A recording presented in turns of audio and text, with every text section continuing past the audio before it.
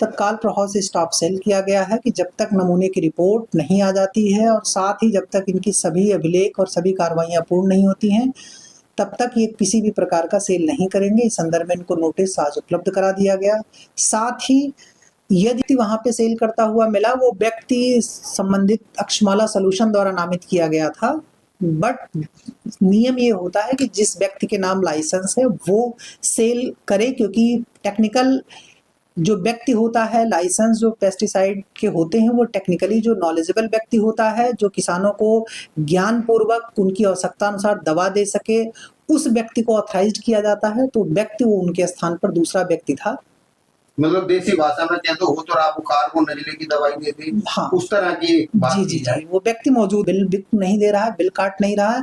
अब और किसी भी प्रकार का संदेह लगता है तो आप तत्काल मुझसे संपर्क कर सकते हैं। साथ ही ये भी मैं आपसे निवेदन करूंगा कि अगर आपको संदेह लगता है और आपके पास किसी चीज का नमूना उपलब्ध है तो फार्मर सैंपल के रूप में हम आपका भी सैंपल सीधी लैब की टेस्टिंग के लिए भेज सकते हैं। बस निवेदन ये है कि आपको उसकी क्वांटिटी 3 में रखनी है, जिससे सैंपल की प्रक्रिया पूर्णतः पूरी हो जाए और उसके जो भी डॉक्यूमेंट है, उसके जो भी रैपर्स हैं वो भी सुरक्षित रखें, तो हम डायरेक्टली भी आपका सैंपल कलेक्ट कर सकते हैं। अच्छा श्रीमान जी, कैसे हैं आप? बढ़िया, आप बताएं मनजीत जी कैसे हैं? यादव जी, बात करें कि कल आपने एक औचक निरीक्षण किया जिसमें जानकारी हमें उपलब्ध हुई कि आपने शामली शुगर मिल जो त्रिवेणी ग्रुप का एक यूनिट है, वहां पर किसानों की अनुरोध के बाद उन्होंने बताई कोई समस्या की आपने दवाइयों के लिए एक जांच की, तो वो पूरा क्या मामला था, किन मुद्दों को लेकर आप वहां पर पहुंचे और क्या वहां पर पाया गया?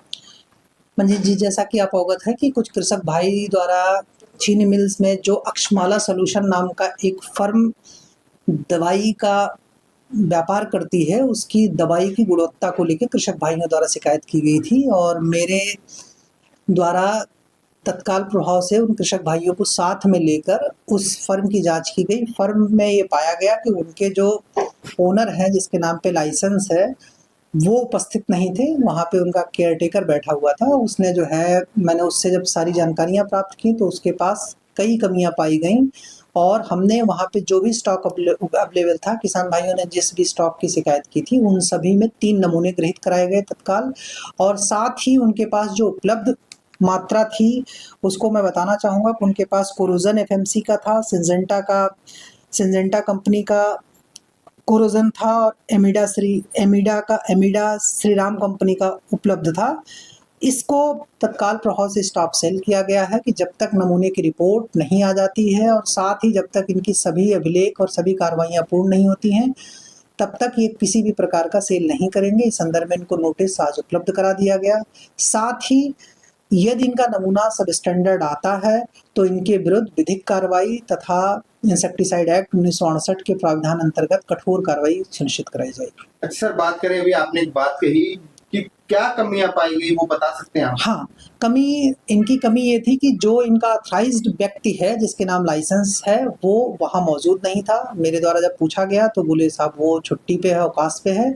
साथ ही दूसरी इनकी कमी थी कि इनके पास जो स्टॉक मेंटेन करना था, इन्होंने स्टॉक मेंटेन नहीं कर रखा था और इनके पास जिन कंपनियों के मटेरियल पाए गए उनमें से कुछ कंपनियों के प्राधिकार पत्र इनके लाइसेंस पर अंकित नहीं थे, इसीलिए इनको तत्काल प्रभाव से स्टॉप सेल कराया गया है। अच्छा, बात की जाए सर, आपने कहा 3 नमूने लिए गए। हाँ, ये शायद बड़ी कंपनियां हैं, इसके अलग भी वहां पर बहुत सारी दवाइयां शायद वितरण हो रही है जिनके शायद अनऑथराइज्ड भी में भी कह सकते हैं, तो वो भी पाई गई? नहीं मंजीत जी, वहाँ पे केवल 3 कंपनियां जो हैं, जिसका मैंने आपसे पहले ही अवगत कराया, इन्हीं 3 कंपनियों के प्रोडक्ट वहाँ अवेलेबल थे। किसान भाई जिन प्रोडक्ट को हमें इंडिकेट किए कि सर इनका नमूना लिया जाना है, मैंने उन तीनों प्रोडक्ट के नमूने, तीनों अलग अलग कंपनियों के तीनों प्रोडक्ट के नमूने गृहीत करा दिए हैं।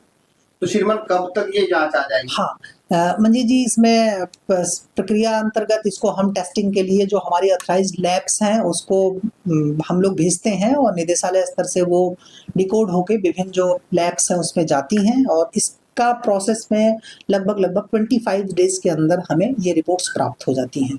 जब बात करें, आपने कहा वो कोई और व्यक्ति मिला, क्या व्यक्ति वहाँ पे सेल करता हुआ मिला, वो व्यक्ति संबंधित अक्षमाला सॉल्यूशन द्वारा नामित किया गया था, बट नियम ये होता है कि जिस व्यक्ति के नाम लाइसेंस है वो सेल करे, क्योंकि टेक्निकल जो व्यक्ति होता है लाइसेंस जो पेस्टिसाइड के होते हैं वो टेक्निकली जो नॉलेजेबल व्यक्ति होता है, जो किसानों को ज्ञान पूर्वक उनकी आवश्यकता अनुसार दवा दे सके, उस व्यक्ति को ऑथराइज्ड किया जाता है। तो व्यक्ति वो उनके स्थान पर दूसरा व्यक्ति था। मतलब देसी भाषा में कहते हो तो रहा बुखार को नजले की दवाई दे दी, हाँ। उस तरह की बात जी की जी जाए। जी, वो व्यक्ति मौजूद नहीं थे। अच्छा, एक बड़ी समस्या पहले भी आई, शायद आपने वहां पर देखा कि स्टॉक भी वहां पर मेंटेन नहीं मिला। एक बता रहे हैं कि बिल भी वहां पर लोग मांगते हैं, हाँ, तो में हाँ, नहीं दे रहे, तो हाँ, ये क्यों हो रहा है? ये वहां पे मैंने इनकी बिल बुक चेक की, इनके पास बिल बुक मौजूद थी, लेकिन इन्होंने बिल पे जो है विगत बीच बीच में बिल काट रखे हैं और बीच बीच में गैप भी दिखाई दिया, इसीलिए मैंने इनकी बिल बुक और इनका स्टॉक रजिस्टर अभिरक्षा में ले लिया है। तो ये चीजें संदेह पैदा करती हैं कि नहीं बिल कट रहा है तो कहीं ना कहीं हाँ, क्वालिटी गेटिंग है। हाँ, क्वालिटी से समझौता भी कर सकते हैं अगर ये बिल नहीं काट रहे हैं। और इसमें मैं पूरी तरीके से आपको आश्वस्त करता हूं कि ये इस संस्था के विरुद्ध बहुत कठोरतम कार्रवाई सुनिश्चित कराई जाएगी। अच्छा, बात करें किसान पीड़ित है, पिछली बार उत्पादन जो है कम हुआ, आपने भी देखा गन्ने का रेट बढ़ा मगर उत्पादन डाउन होने से किसान निराश रहा। तो वो एक विश्वास करके आता है, मिल दवाई परसेंटेज पे दे रहा है छूट पर। अगर इस तरह की परिस्थिति है तो वो दूसरे कंपनियों को, या आप कह रहे हैं जो एजेंट को दे रहे हैं, तो कहीं ना कहीं एक प्रश्न चिन्ह अंकित करता है। जब पूरा एक स्टाफ है मिल के पास, वो फिर भी इस तरह के कार्य कर रहा है, तो ये कहीं ना कहीं किसान के साथ धोखा है। मंजी जी, मैं इसमें भी अवगत कराना चाह रहा हूं कि अब गवर्नमेंट ने कृषि रक्षा अनुभाग के जो भी बीज गोदाम है, कृषि रक्षा गोदाम है, उस पे भी सभी प्रकार की दवाइयां उपलब्ध करानी सुनिश्चित कर दी है, जिसकी गुणवत्ता बहुत अच्छी है। किसान भाइयों से ये भी निवेदन है कि आप वर्तमान समय में कृषि विभाग के बीज गोदाम जो कृषि रक्षा गोदाम है वहां से भी दवाई ले, अच्छी गुणवत्ता के हैं।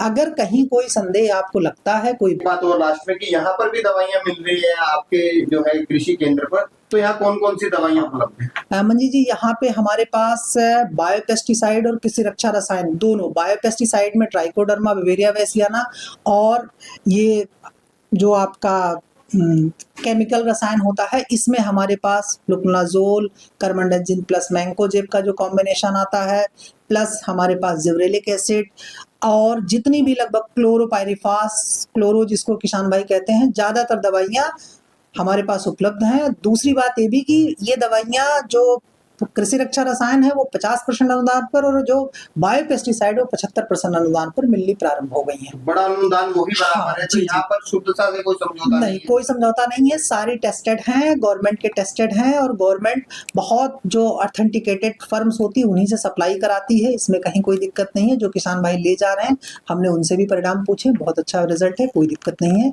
किसान भाइयों से निवेदन है कि कृपया आपने कृषि रक्षा गोदामों से भी दवाइयाँ खरीदना सुनिश्चित करें। धन्यवाद।